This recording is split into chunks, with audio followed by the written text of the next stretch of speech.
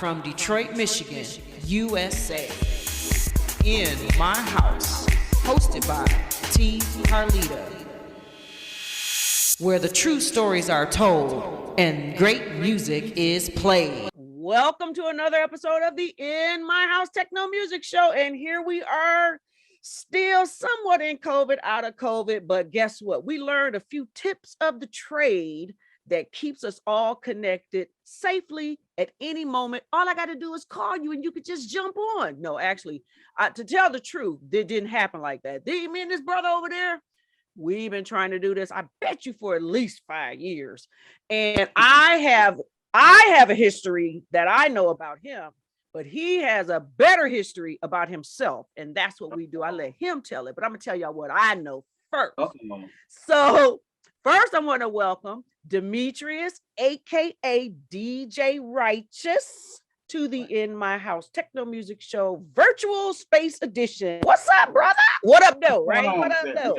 What's going on, sis? What up, though? So let me just say, we have been trying to do this. I can guarantee you at least 5 years to get this connected. That's about right. That's about right. Yeah. And I actually want you to know, everybody that's watching this guy is phenomenal. He's way more than a DJ extraordinaire. And for those of you that don't know the history, let me tell you how I discovered him even before I knew he was a DJ. So it starts off with this little thing right here called Third Eye Open. Let me get that a little close. But I want y'all to know, it's hard to find it these days. So if you don't have it in your collective already, I might have to figure out how y'all can get a copy, but you must get one. So Third Eye Open, Poetry Collectives. And to be honest, Demetrius, I don't really know. This was done in 2002. Absolutely. So I don't know how, and to be honest, I don't remember the moment I discovered this. Okay. But when I discovered it, it was just out cold. I mean, it was just fire. The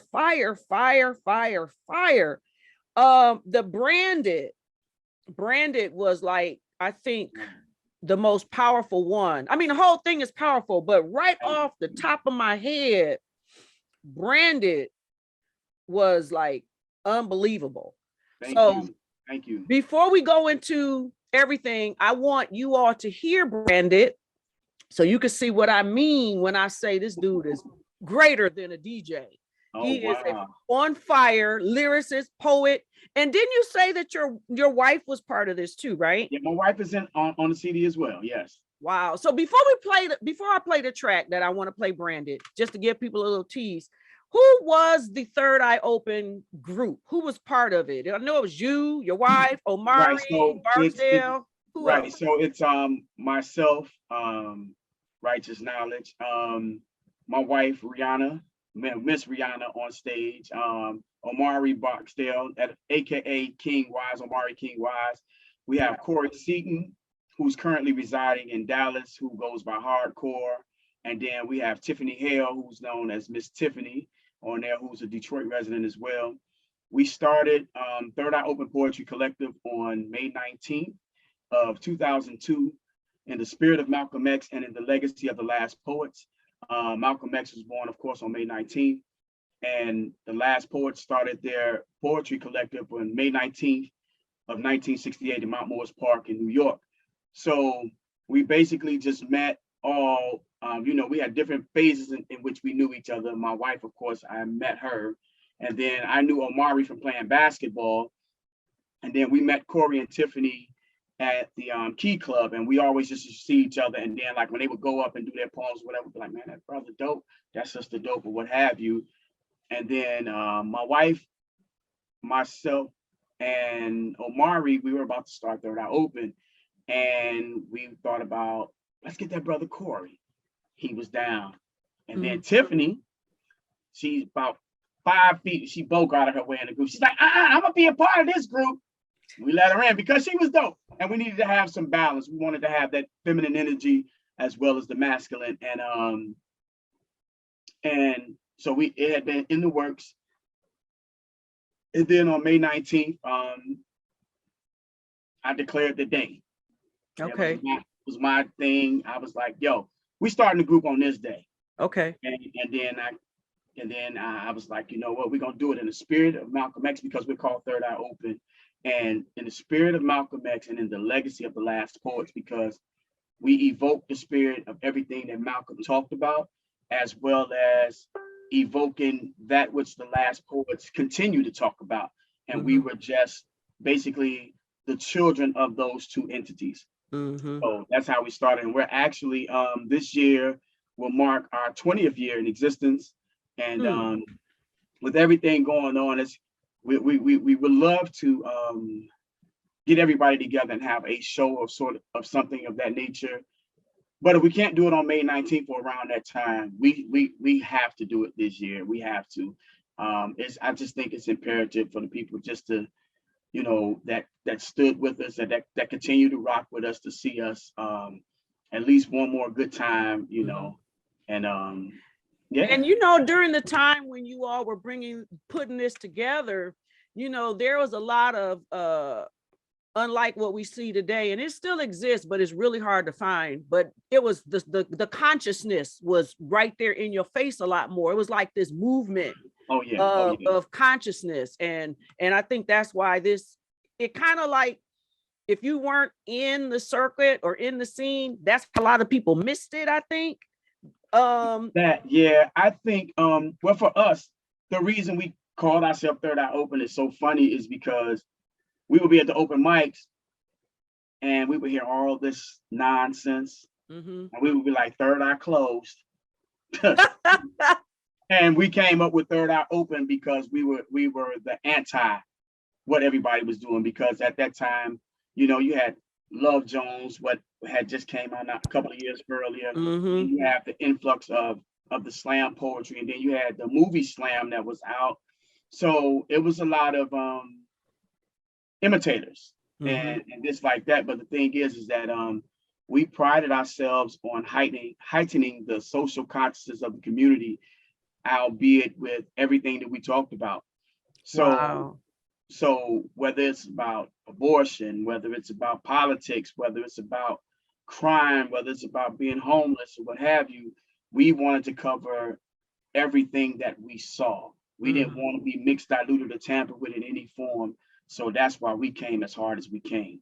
And I'm telling y'all, and then there is what is called, and trust and believe.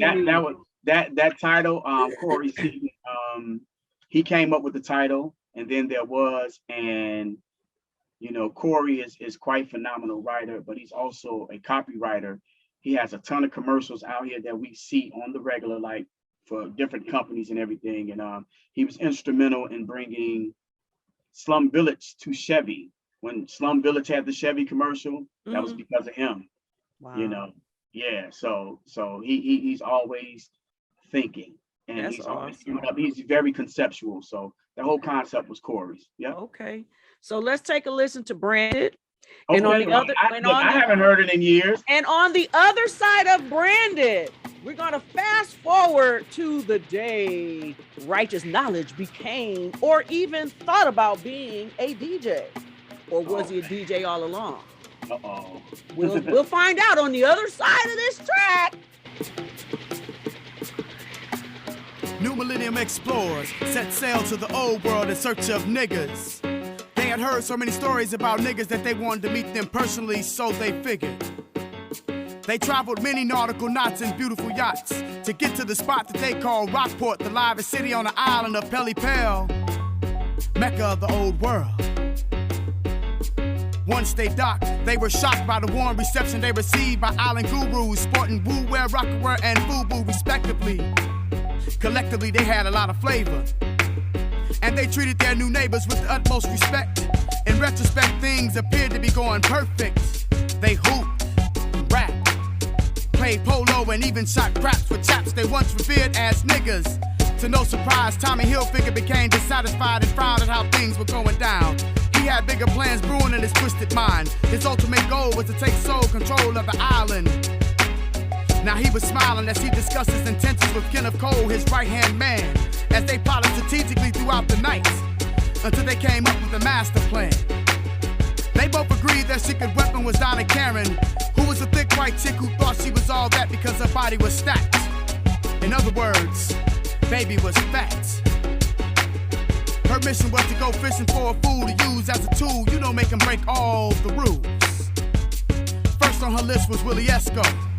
He didn't give her the time of day because he was in love with J-Lo and Fendi Parasuco, so she tried to step to Maurice and Francois Jabot, who dogged her out and treated her like a little hoe. So Donna became pissed because she was getting dissed all the time and was about to lose her mind until she ran into the Don by the name of Sean John. Now he was a true player from the Himalayas, smooth and cool as an iceberg. You know, he stepped to her, spit a little game and spark a flame. Cause his desire was to set her soul on fire through conversation. Gave her an invitation to sip on some of nature's libation, but then temptation set in. And he had his mind set on physical penetration. So he asked, and she obliged. And without hesitation, she proceeded to ride on his dick, making him come real quick, getting him pussy whipped. And the next thing you know, he starts buying her all types of shit. Watches by Movado and Rolex. Leather jackets by Davucci and Avirex. Purses by Coach and Gucci. Sweaters by Nietzsche and Coogee. Hell, she even started sporting Shell to Adidas, Nikes, and Air Jordan. So, now that they found out and you gave us the full short version of the history of Third Eye Open, Right. Let's talk about DJ Righteous. Wow. Where did he come from? Like, were you like, don't tell me I'm in my mother's womb, I was mixing turntables, neither.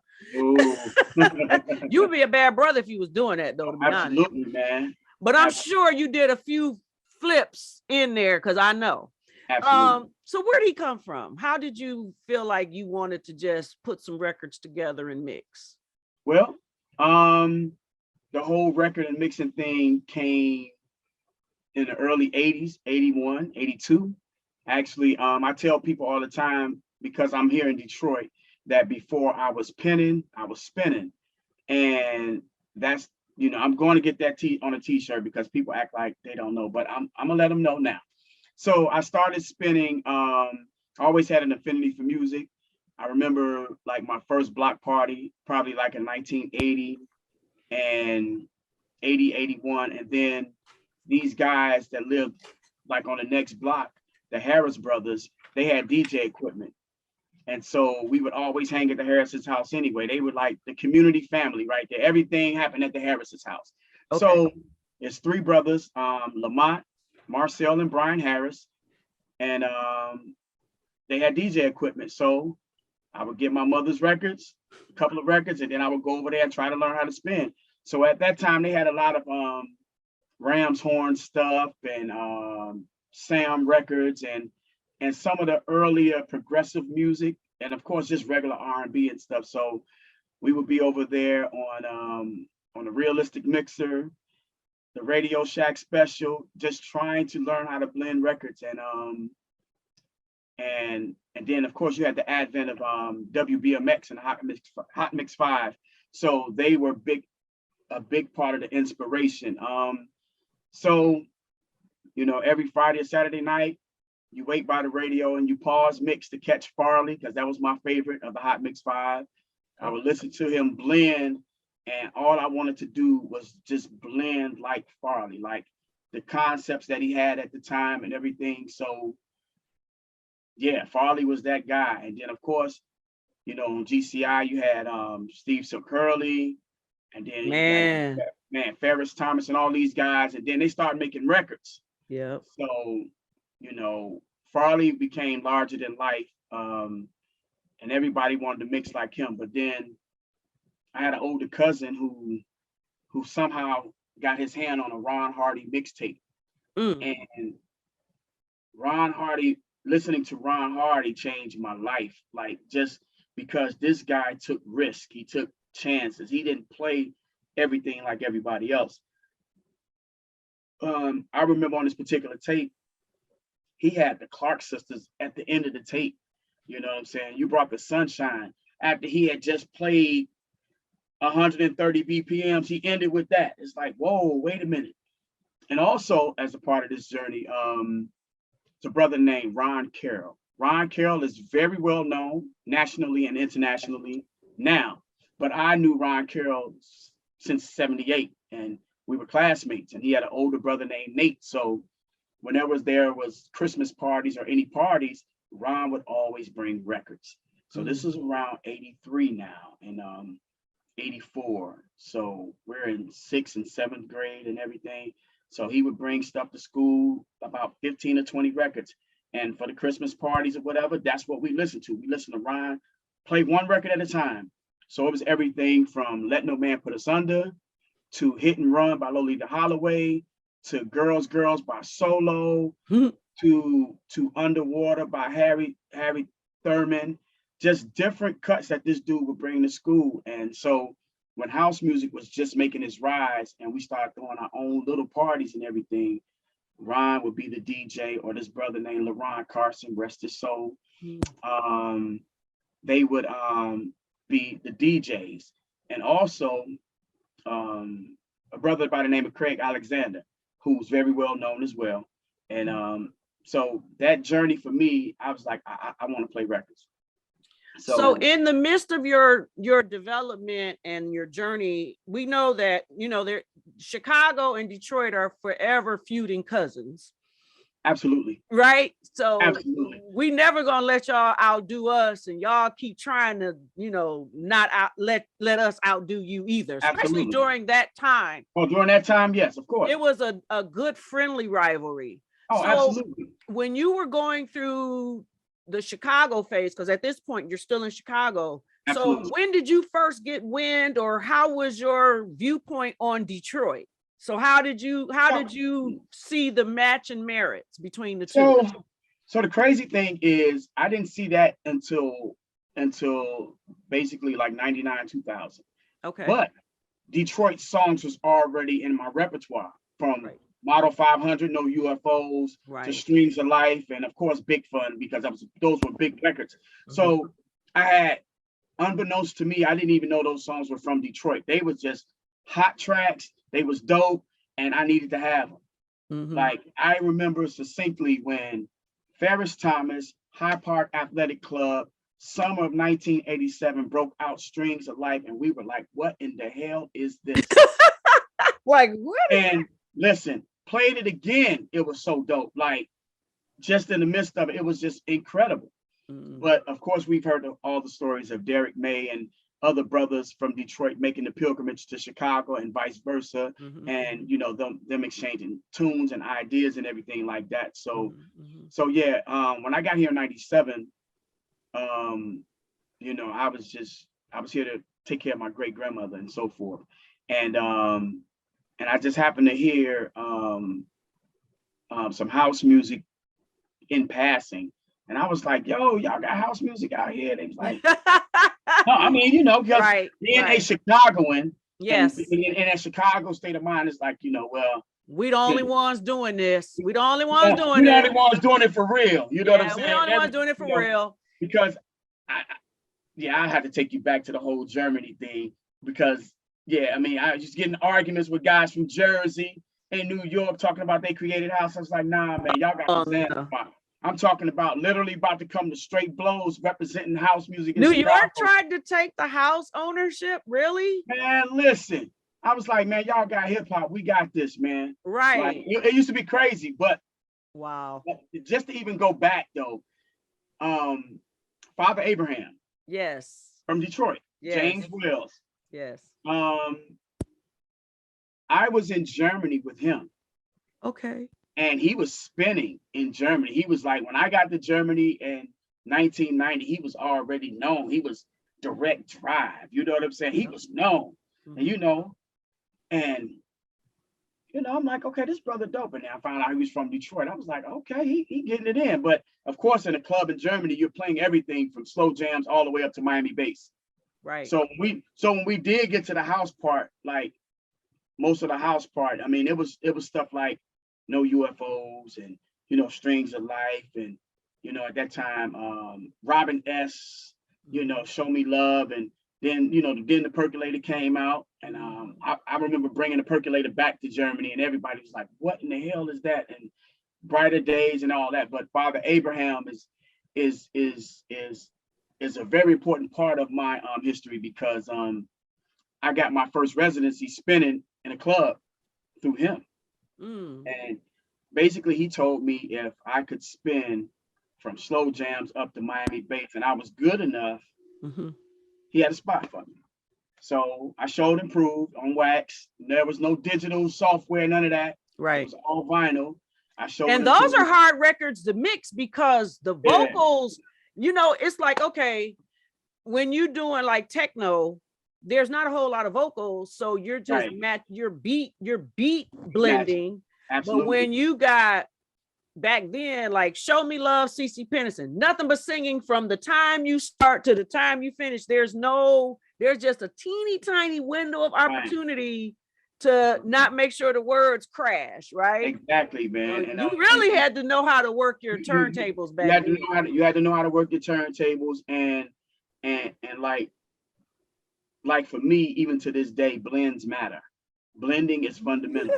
Blending is fundamental. Can we start a workshop of that, please? Man, listen, we can go anything but the one thing I've always been able to do, no matter what genre, whatever, is to be able to get them together.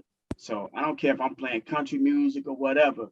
Trust me, blends matter to this day. Like I have wax all behind me, wax over here and everything.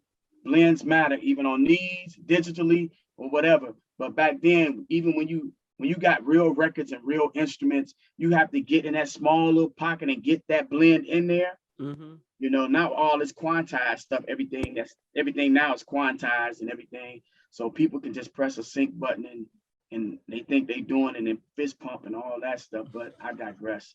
But even though I have all those mediums, to me, it's nothing like the ownership of records.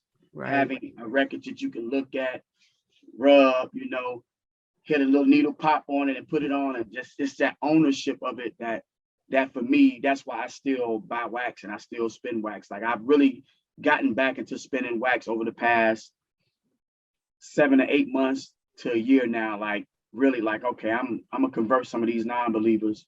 I'm gonna show them. Invite me to play some wax, and I'm gonna show you. Right. There's nothing like it. I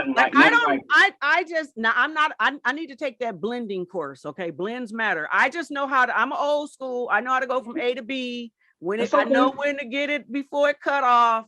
Right. But blends do matter. That's why I don't mess with it. Because if you can't blend, don't get yourself in trouble. Look, it worked for Mancuso. True. David Mancuso wasn't a blender. This is true. But he was a great selector. Well, that's where I fit in. Yeah. And so sometimes you need to have that experience, man, or knowing where to like take the next record off and bring it in, or what we call slamming the record across or whatever. Yeah. But it has to match. It has to mesh. Yeah. So, that's the fun part. Knowing what to play behind each other. That's for sure. So we're going to take a quick break. Okay. When we come back, we're going to talk about, going through COVID, making it through COVID, how you maintained your sanity, and what are we up to today, tomorrow, and where do you see DJ Righteous going at this point? Okay. So this is T. Carlita for the In My House Techno Music Show. When we flip right back, we're going to continue this discussion. But just guess what? I'm going to give y'all another little teaser because this is my jam. And then there was, as a matter of fact, I think I'm going to do that. And then there was. How about that? So this is T. Carlita with Righteous. We'll be right back. You are In My House, hosted by T. Carlita, where the true stories are told and great music is played. There was darkness. No, there was more than darkness. There were roaming thoughts and notions that formed sounds, that formed words. And God said, let there be. And then there was. Then there was. And then there was. And then there was. And then there was light. Ripping through the universe at an unimaginable pace. It parts the negative space and impregnates matter. Slipping through the fabric of existence to deliver a message in optics. Subtracting property from its dark counterpart every time it moves. It lives inside the parameters of time's confines, sieving through the smallest of cracks in large, heavy objects. It illuminates massive amounts of particles. Light gave definition to definition and shape, accentuating form, guiding movement, geometrically making love to the universe.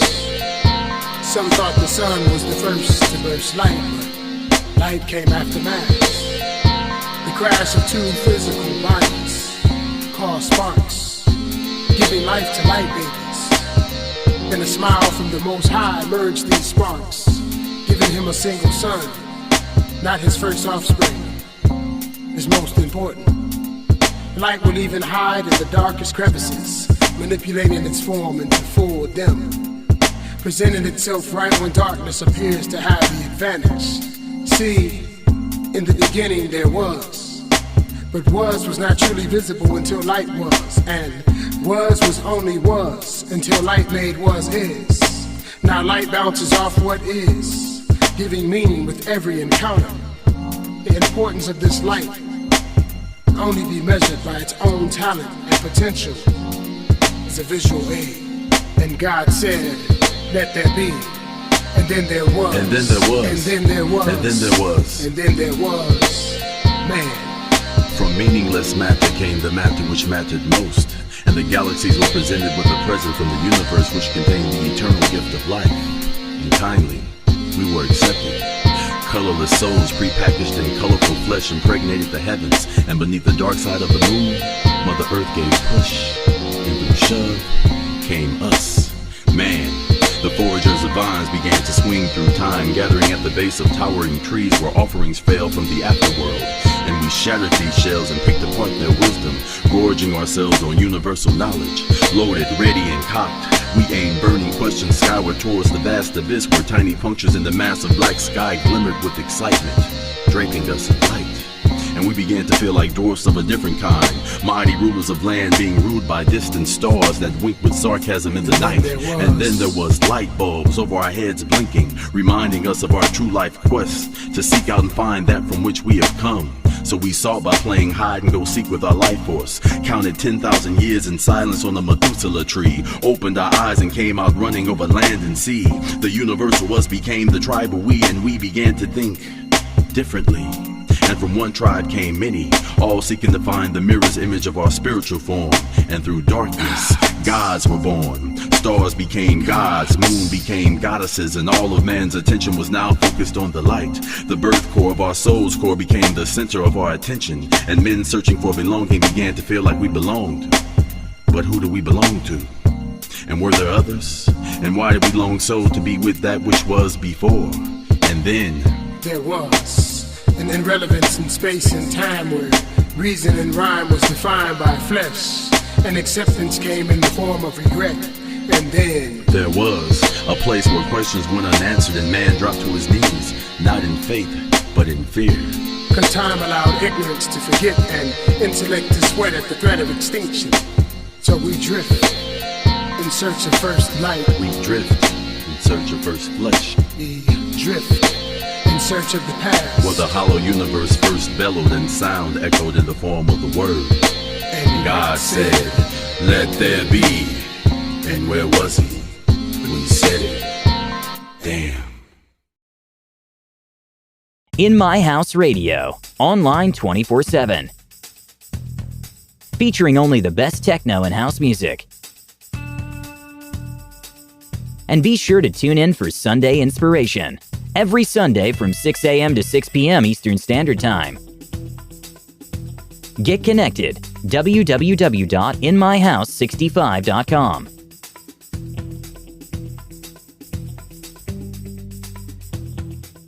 Welcome, Judge Mathis. Thanks for coming to share an important message with the Wayne County taxpayers. Well, thank you for allowing me to help. You know, most of my life I was a resident of Wayne County, and so I'm here to help because Treasurer Chabris wants to work with Wayne County homeowners to keep families in their homes and prevent foreclosure. If you're having trouble making your property tax payments, let us know. We have many resources to help. Already in the payment plan? It's important you stay in good standing. Making property tax payments is now easier than ever. We have placed payment kiosks in community centers across the county. We've also added kiosks in our offices. Contact us at 313-224-5990 or email us at taxinfo@waynecounty.com. And remember, stay safe, save time, make your appointments, and payments online.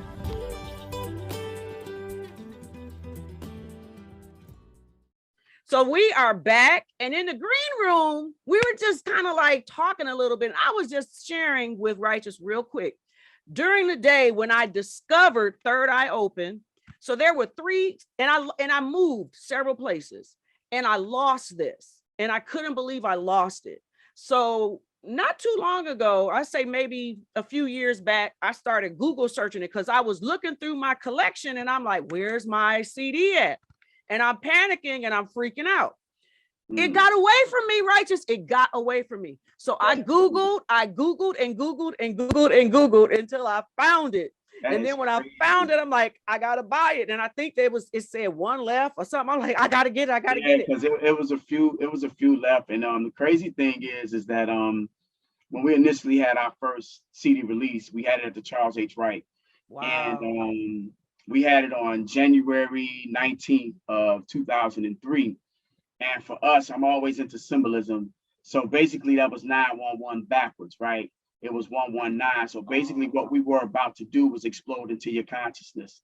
So that's what we did. And we had it we had to move it from the auditorium, and we had to switch it to the rotunda of the Charles H. Wright because we had sold so many tickets. And the crazy thing was, how are these virtual unknowns able to pull this off? Because nobody knew who we were from Adam. I know. But we pulled it off, and also with the help of people at my job where I was working at the time, a DTE. I was working at DTE in their medical department, and we were able to raise funds to produce this CD because I had did a poem. I was in this men's group, and I was so moved by what I learned in the men's group that I wrote this poem about it. And then they were like, brother, do you do this like on a regular? I was like, oh, I'm in a group, and everything else. Like, well, where can we hear y'all? So then people start coming to see us, like at the Key Club and everything else like that. Shout out to Sparrow. Definitely. And he's still on the grind too, man. Shout out to Sparrow. I don't want to forget that. Shout out to Sparrow. Shout out to Cassie Poe over at the Chameleon Cafe. Shout out to Kari Kimani Turner, who was at the Cafe Aroma, and also to Fluent, who was at Cafe Mahogany. I never got to perform in Mahogany. I wasn't even doing poetry at that time, but because they were all integral parts of poetry in Detroit. And also Pour Me Cafe with Frenchie Davis. So I think I covered it all. But did you guys ever do anything? Were you guys still active when Artist Village used to do their poetry Absolutely, nights? Yeah. So we did a couple at Artist Village. We went there a couple of times, maybe me and Omari and maybe me and Rihanna. But we went to Artist Village. Shout out to Artist Village as well. And they allowed us a platform. And I'd be remiss if I didn't mention 2 other people that are part of the Third Eye Open Machine, which is DJ Slowpoke, who came along a little later, and Khalid El-Akeem, who has the mobile Black History Museum that's traveling all across the country to this day. And he was our manager, and he still is our manager. And he was the one that had the foresight to take us all across the country. He's the one that took us all across the country. Like, from the money that we made from the CD sales, 5 of us went to San Francisco. We went to this conference called NCORE, which is a national conference of race and ethnicity. And we went to NCORE, and he heard about an artist showcase. So we took probably about $4,000 or whatever, from flights to everything, to perform at this showcase, to just perform. Wow. And we performed at the showcase, and 30 to 35 colleges and universities started calling us from across the country because of this showcase, because they were there. So, and like he said, we will make this money back in 1 gig. And the first school to call us was University of Wisconsin.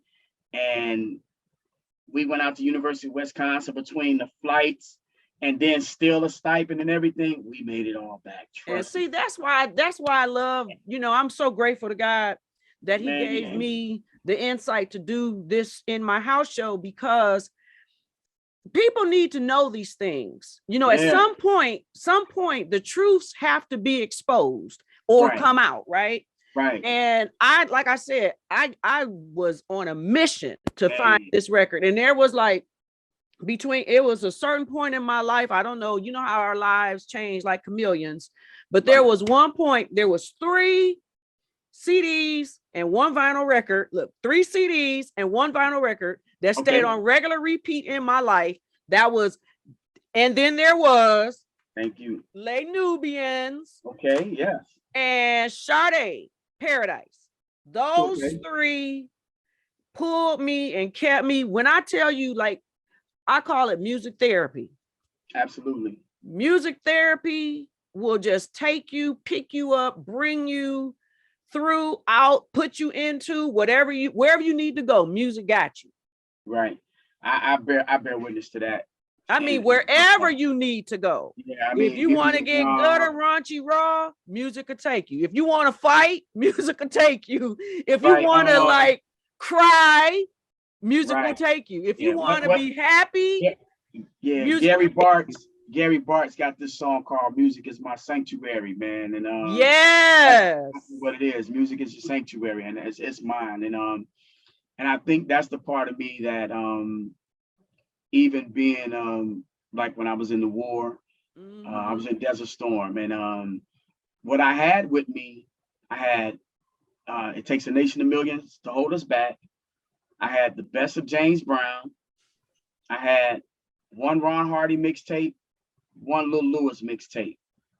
Those 4 tapes, cassette tapes, got me through those 246 days in Saudi Arabia and being in the war and so forth. So I tell everybody, man, that that's your survival toolkit, right? My survival toolkit. I mean, I listened to those tapes ad nauseum, like until they popped, till they got sand in them and everything, man. Right. Like for real. But The Best of James Brown, It Takes a Nation of Millions to Hold Us Back, 1 Ron Hardy tape and 1 Lil Lewis mixtape. So that's what. And every time you listen to something, you get a different message every time. It just depends on what you're going through in life. You hear something different.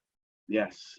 That's awesome. So now I'm still to this day, from the day that I met you, I am still overwhelmed that that was you, Third Eye Open. When I told you that I discovered, when you told me it was, I was like, what? I can't believe it. So I'm not trying to fan you right now. No, it's okay. I think that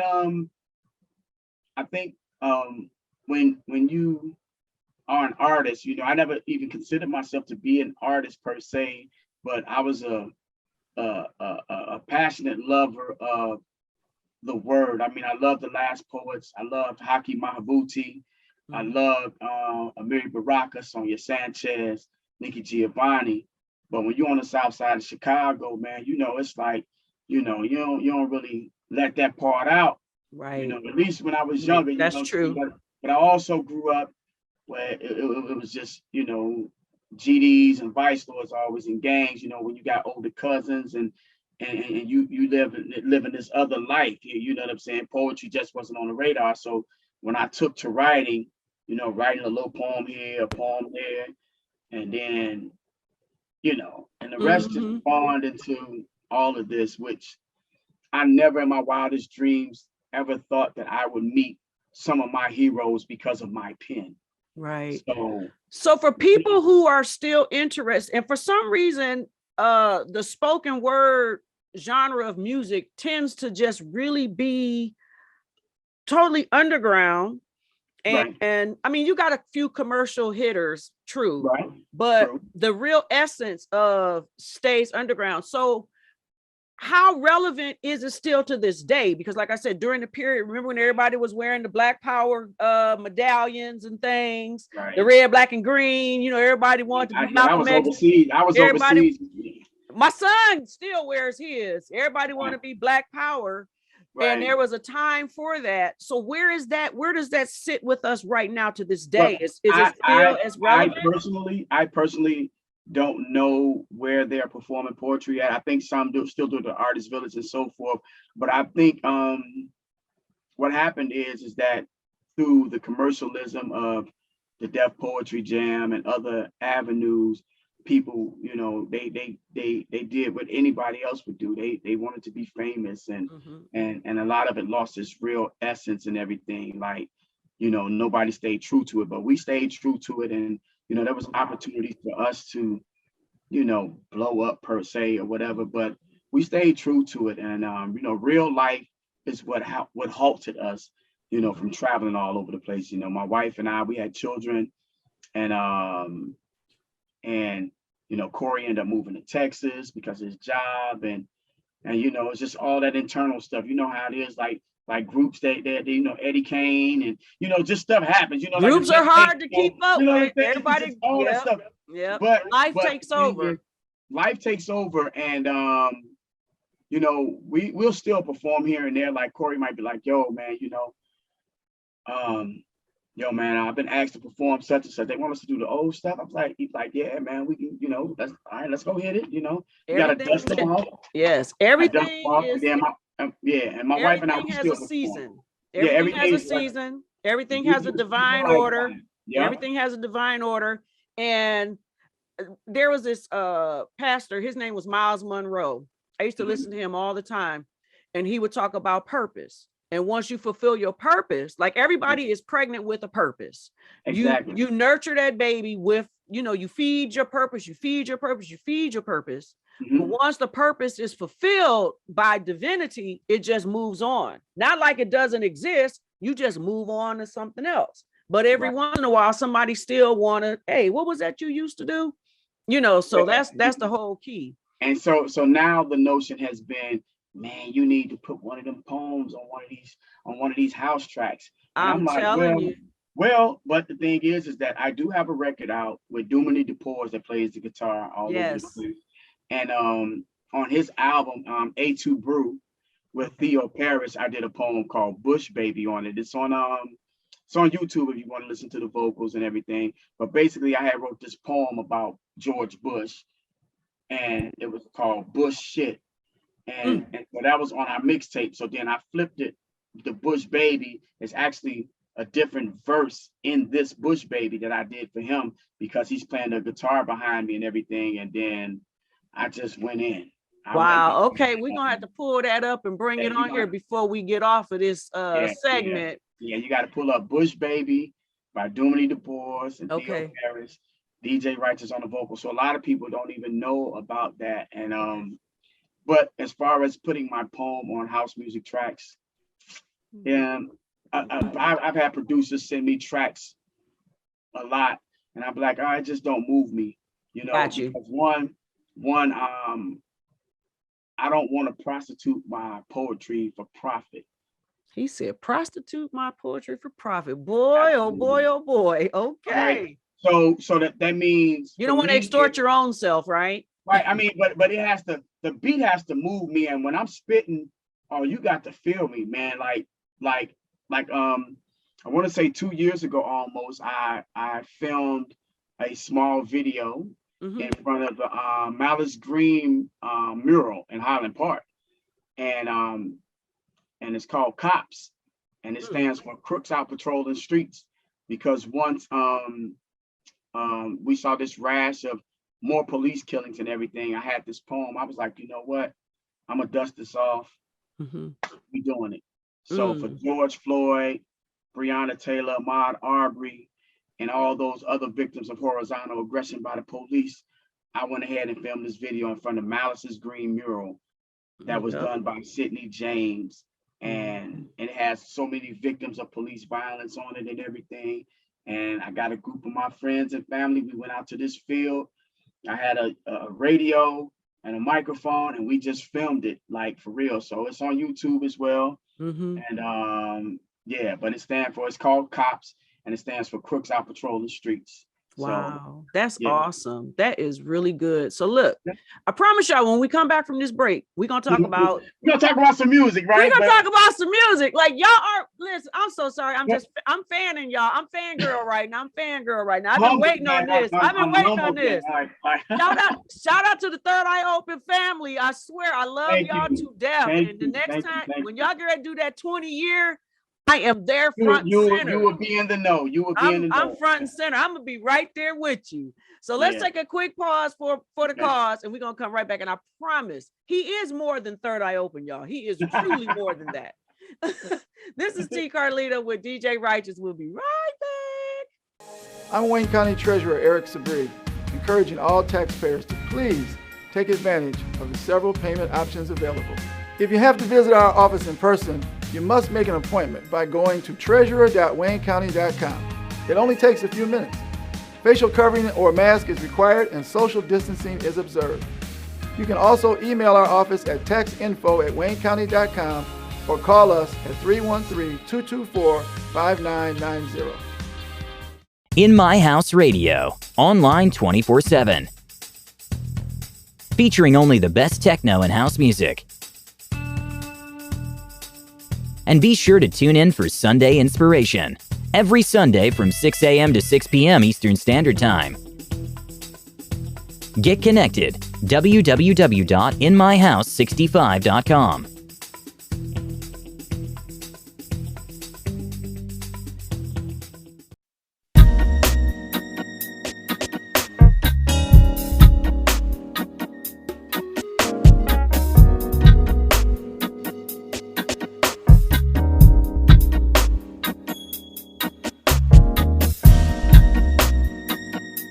Y'all, we coming back, and I promise y'all, he is way more than the Third Eye Open and his poetry. I'm just being fangirl right quick. So let me get down to professional In My House. Let me be the In My House techno music show host now and get back on track. I have fangirled long enough. No, I'm just kidding.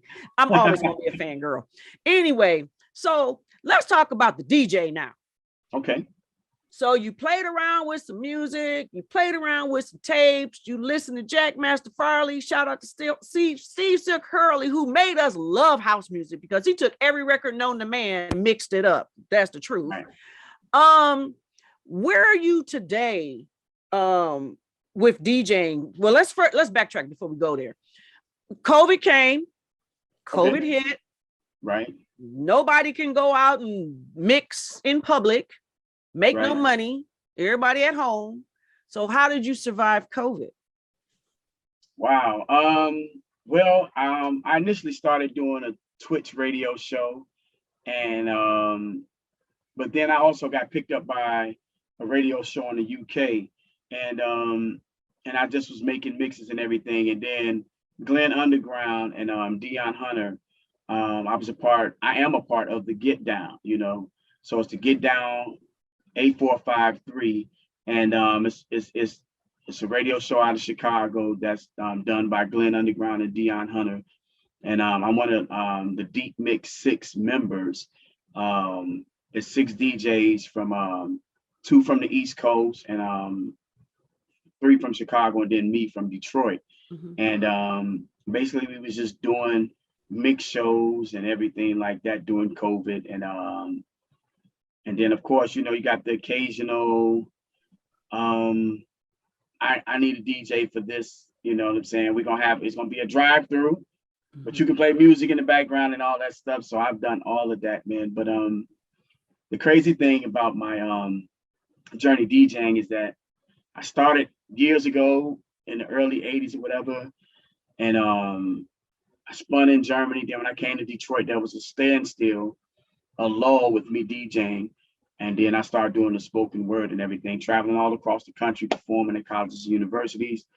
Then I tear my knee up on November 22nd of 2004. One week before I got married, right? So me and my wife, I'm hopping to the courthouse and all that in Ohio and everything in the cab. She running and I'm hopping. Wow. But we end up getting married. So we've been married. So she had to carry you over the threshold. No, I'm just kidding. Look, man, listen, man, I was happy, trust me. But the crazy thing is how I got back into spinning here, and even out here anyway. It's a brother named Andre Royster. He was always a host at the poetry spots. He had this little bitty contraption called the home mix. So he basically would put CDs in it, and then he would mix the next song over whatever. And I was like, Oh, that's kind of slick, man. Where you get that from? And then he was like, I got it from such and such. So I got one. Then I got this Newmark contraption that you mix with just because I was missing the music. My buddy came over with LimeWire and was like, yeah, I "Oh, remember those days. you can get all these songs on LimeWire for free." Yeah, so until it tears up your computer. Right, I started getting all this music. I just started getting all this music. So all I could remember was Chicago house. I remember house music, and then I started getting songs and everything, and I just amassed a collection and everything, and then went to the pawn shop, bought me 2 Stanton turntables because I just wanted to mix. I went to go visit Melodies and Memories. Brother named Reggie Harrell started directing me to vinyl. Then, of course, with Theo, he introduced me to Rick Wilhite to go to his store. So I started building back my vinyl collection and everything because my original collection was a casualty of being left in a U-Haul space, and my buddy didn't pay the money on it in Colorado Springs, so I ended up losing my old collection. But I had to rebuild it. See, but it's rebuilt though. Yeah, I've been through that before. So, but cutting my teeth here in Detroit was hard as hell. But why? Why was it hard? Why was it hard? Well, I think because when I first started telling people that I DJ, it was always met with, "You Righteous the poet, though. I ain't know you DJ." I said,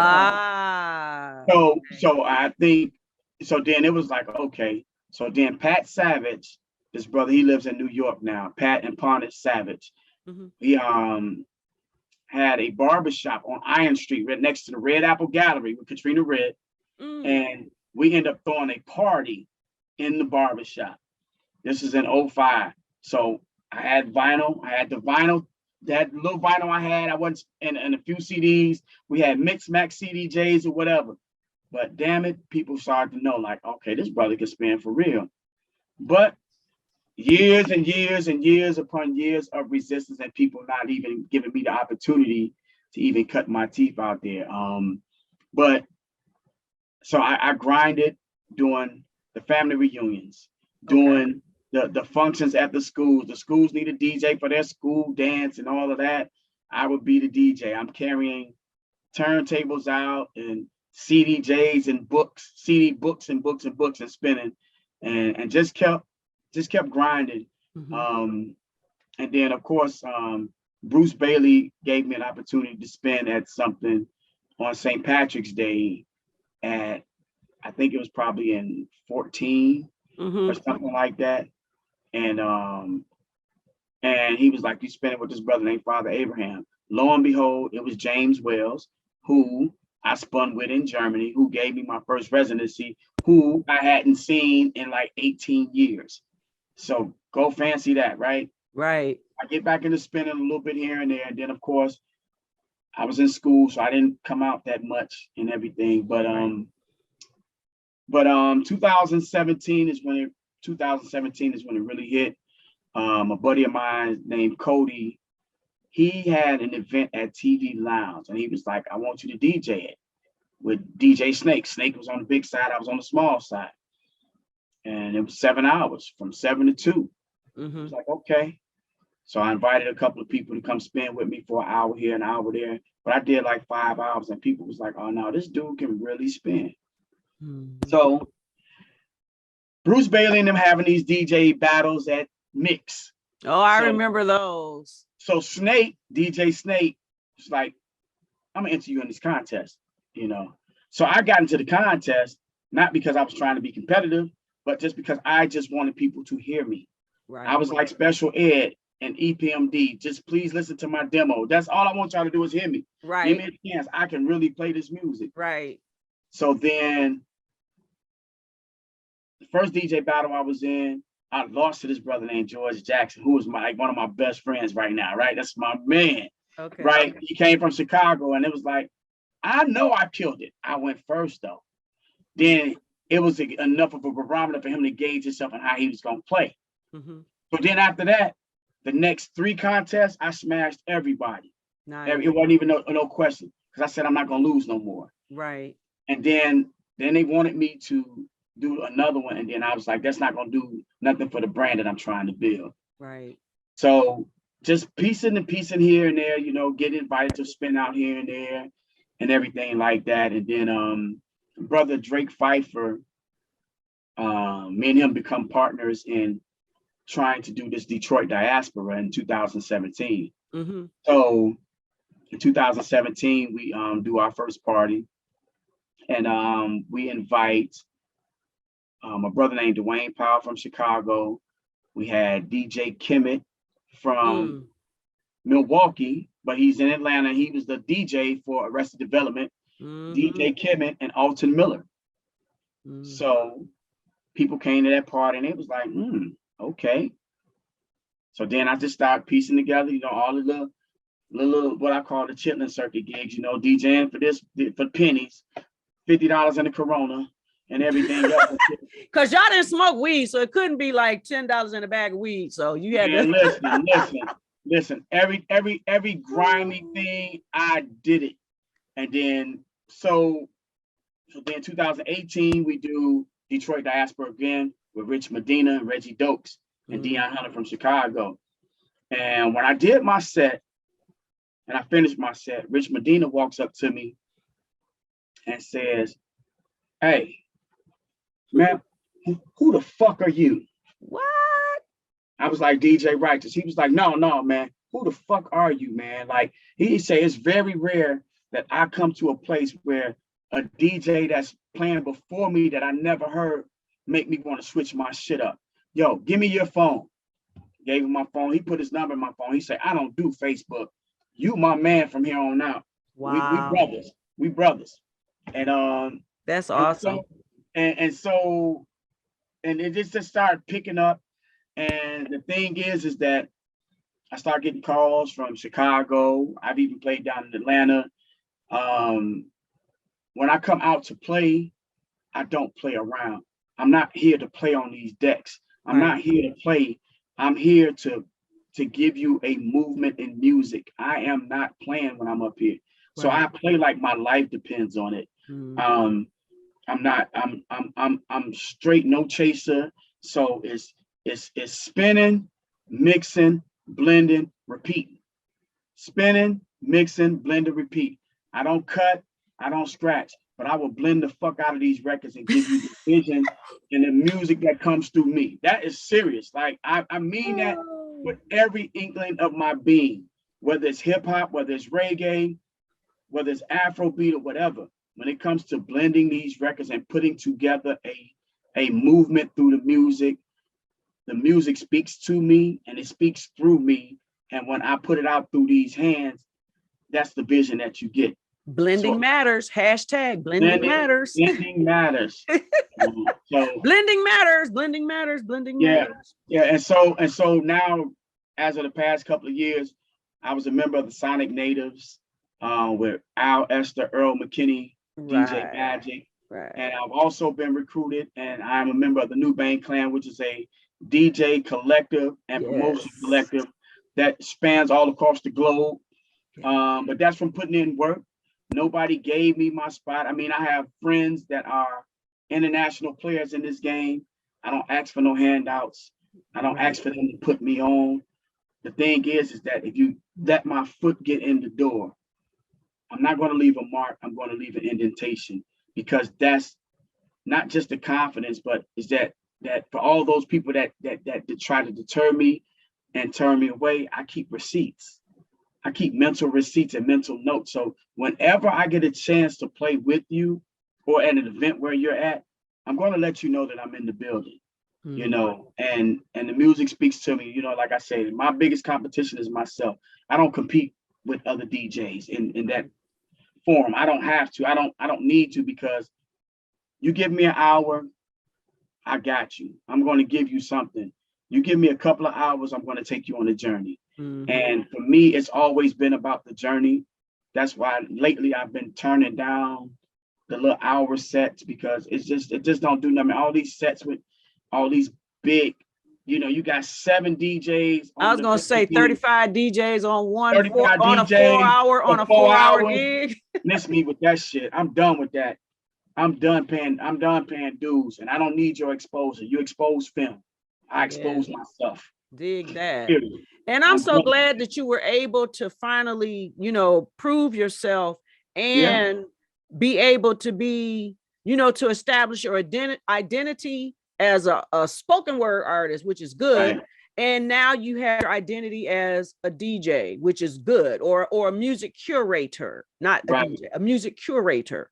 So, and that's really important. So before we get out of here, you have a residency in Detroit now. Where's your residency? Where's your residency at? I have a couple of them now. Okay, give them to me. Give them to me. As of last week, I started my residency at Friends Lounge, Cocktail Lounge on Lhasa. So I do the first Thursday every month. And this month coming up in April, I will have Tony Dennis as my guest. And trust me, that's going to be it.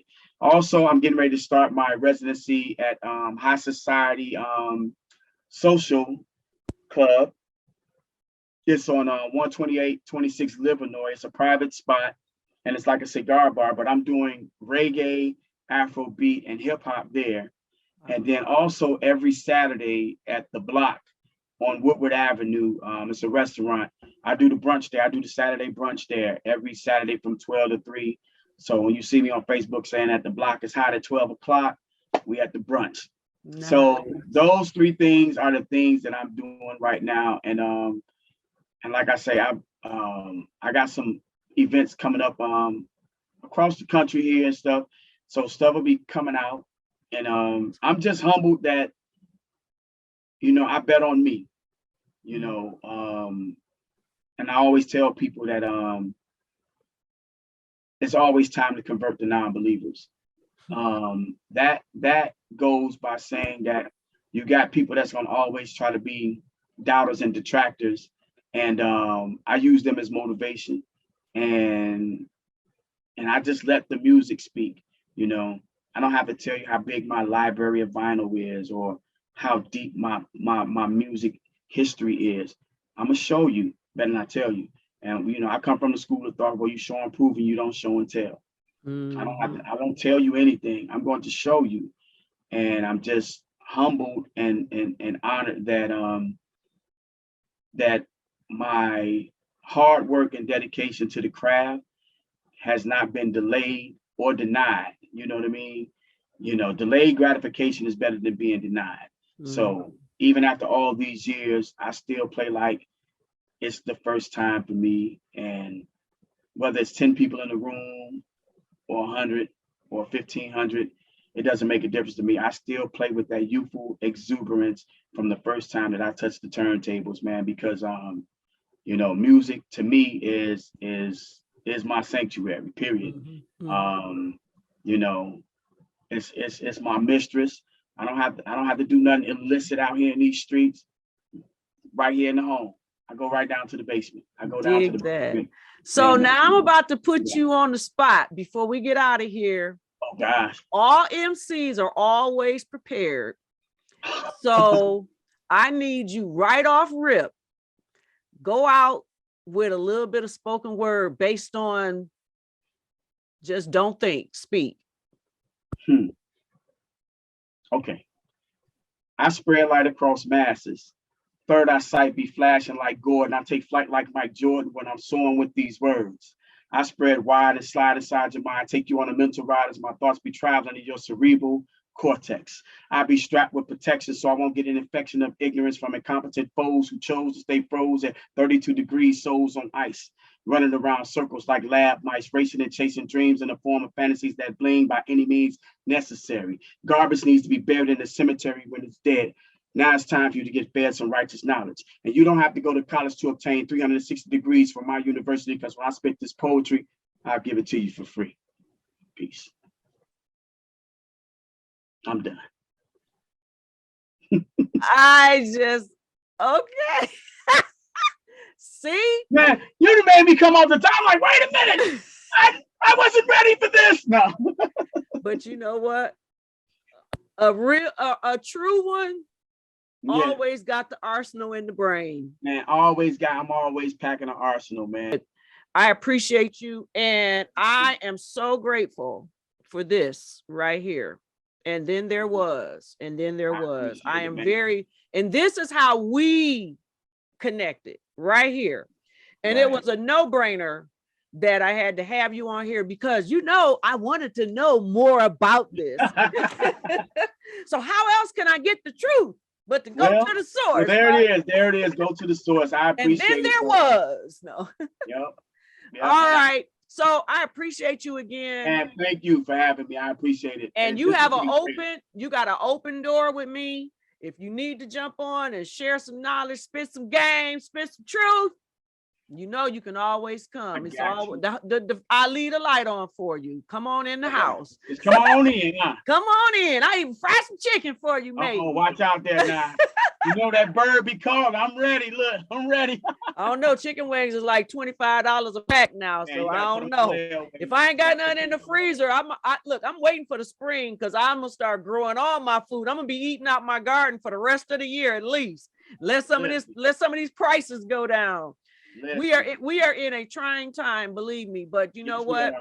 It was predicted. It was prophesied before we were even born in this world. We just live in our part, and we just got to get through it, right?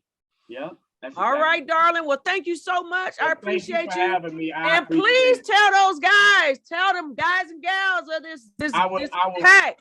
I will let them all know, man. And I think we don't realize how much of an impact that we had. And I think, when you hear stories like yours and other people, it's just humbling because we just wanted to be heard. We wanted to give the people a vision of consciousness and be the the establishment. And that's what we did, man. And I'm forever grateful. It was beyond like I said, it really pulled me out of some dark places and spaces in my life. And to know that it was you all along, I'm like, what? So, hey, I appreciate you guys. And whenever y'all get y'all reunion together, like the new, you'll be one of the first to know. Who the Bobby Brown of the group? No, I'm just kidding. We call him Omari. It's Omari. We be teasing him all the time. It's Omari. Man, I quit. All right, I'm back. I quit. I'm back. We tease him all the time like that. That's our Bobby. Okay, so Omari's the Bobby. Who's the Eddie Kane? I still got this. Omari too. Okay, Omari, you got that. We love Omari, man. Omari just he just like when he man, listen. Nobody's more passionate than Omari. True. Omari is like, he just passionate as hell. He is Bobby. He passionate about this shit. He is, you know what I'm saying? And I don't mean that in a negative way at all. No, we telling the truth. I said, that's my man. But to this day, we call him Bobby. Will you call him Bobby? How did I know that? How did I know that? And I didn't even know that. I knew there was a Bobby Brown in the group. Man, it's always a Bobby. It's always a Bobby, man. And but even after all these years, as we can see with NE coming back to Detroit the other day, they still got it. The magic. Once y'all get on the stage and turn them mics on, man, listen. It's on and popping, right? On and popping. That's it, man. We just create magic with these words, man, and just give a people a vision where the third eye vision is the eye that sees everything. Our two physical eyes are nothing but doorways to the third eye, which sees everything. So I tell everybody, the reason that Stevie Wonder can write about ribbons in the sky and Ray Charles can talk about Georgia being all on his mind is because of third eye sight, not the two physical eyes, but the third eye sight. So that's what we tried to give everybody, was that third eye sight and give them insight on what we was dealing with. So. Okay, now. All right. Y'all heard it here first. The truth been told today, y'all. So I appreciate you. And good luck with everything that you're doing. You guys are forever in my prayers. Thank you. Likewise. Always. So this is T. Carlita for the In My House Techno Music Show with DJ Righteous over there. And it has been my pleasure, my privilege, and it's been truly, truly, truly, truly an honor to have you here. Thank you. You are in my house. hosted by T. Carlita, where the true stories are told and great music is played. Peace. My name is Righteous Knowledge Alar, your rover reporter for station BWO, the Black World Order. Reporting on this recent trend of tongue lashing and bashing against poets expressing consciousness at open mic sessions. Nowadays, this trend is spread like the bubonic plague as new millennium slaves posing as poets. Verbally assassinate true sojourners who want to elevate their people like Nat Turner. Awakening them from the sleep that creeps into their psyche, making them sell their souls for hand claps, finger snaps, and quick fame. Well, I feel it's time to download the mainframe, cause there's a glitch in the matrix. As poets play tricks for fools goals without being in control of their destiny, souls trapped in a bubble that needs to be popped, cause they opt to be brainwashed with fantasy, cleanse of truth and reality. See, this fallacy, a misleading notion, is applied like lotion in the third eye of closed minds at open mic. Yeah, I admit it, once upon a time, I wanted to be in the limelight. Hell, I wanted to be like Mike, soaring and scoring, dancing and singing, bobbing, weaving and swinging. But those days have come and gone, and I've since dedicated my life to the poem of writing with a reason. Tis the season for me to be a poetic pimp who loves macking to those prostitutes when I be smacking ink on paper with nouns and verbs, making her catch the vapors like smoking herb every time I stroke my words between her lines with simile and metaphorical jism. My lyricism has been known to leave audiences frozen, cause I was chosen to bring the heat out with that raw and uncut poetry that'll blow your back out. 12 gauge style, while flipping verbal gymnastics combined with supreme mathematics and revolutionary tactics. Yes, I confess, I'm a poetic addict, a true aficionado, painting poetic pictures similar to Picasso as I deliver urban scriptures and choose to fuse the muse on the canvas of expression with life lessons without selling my soul with an artificial flow. You know the kind that's here today and gone tomorrow, lacking preservatives. Cause I'm here to serve and give, and I only got one life to live, even though I'm young and restless. But in this soap opera of open mic, strife situations mixed with trial and tribulations, I'm married to poets like husband and wife. So I feel it's time for us to have a divorce ceremony from this unholy matrimony. Cause there are far too many phony Saul and Jessica Cloneys running around town, tap dancing like Gregory Hines, with those catchy hooks and punchlines. Fuck that, I'd rather be on the front lines, punching minds and penetrating heart with those thought-provoking darts that'll leave you bleeding, needing medical attention in a state of emergency. Did I forget to mention, we're in a state of urgency? Oh, I forgot. Consciousness is that forbidden meat that nobody wants to eat or digest at open mic. So since nobody's listening anyway, I'll just start spitting my flow this way. This way, this way, this way, this way. You are In My House, hosted by T. Carlita, where the true stories are told and great music is played.